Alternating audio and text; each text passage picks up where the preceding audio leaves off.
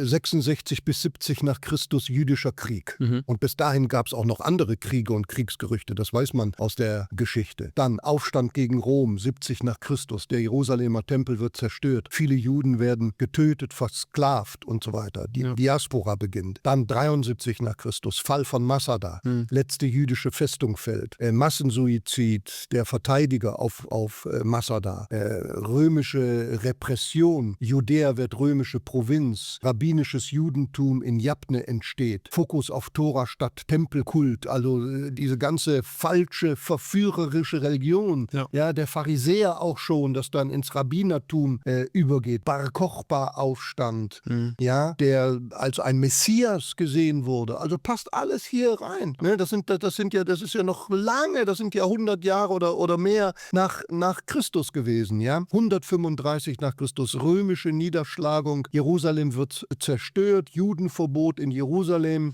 Umbenennung von Judäa in Syria-Palästina.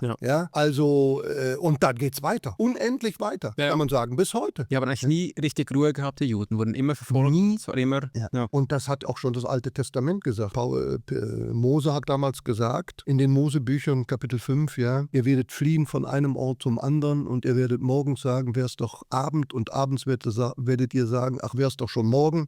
Also sie kriegen keine Ruhe. Oder Daniel, Kapitel 9, Verwüstung, Krieg bis zum Ende. Und damit ist die Bibel einfach bestätigt. Und nicht, wenn ich das noch sagen darf, nicht, wir bauen das 1000-jährige Reich selber. Ne, das ist ja das große Argument. Israel brauchen wir nicht mehr, Ersatztheologie und so weiter. Und jetzt das Christentum, die Gemeinde Jesu, das schreitet fort und schlussendlich ist dann die ganze Welt irgendwie evangelisiert und dann kommt Friede.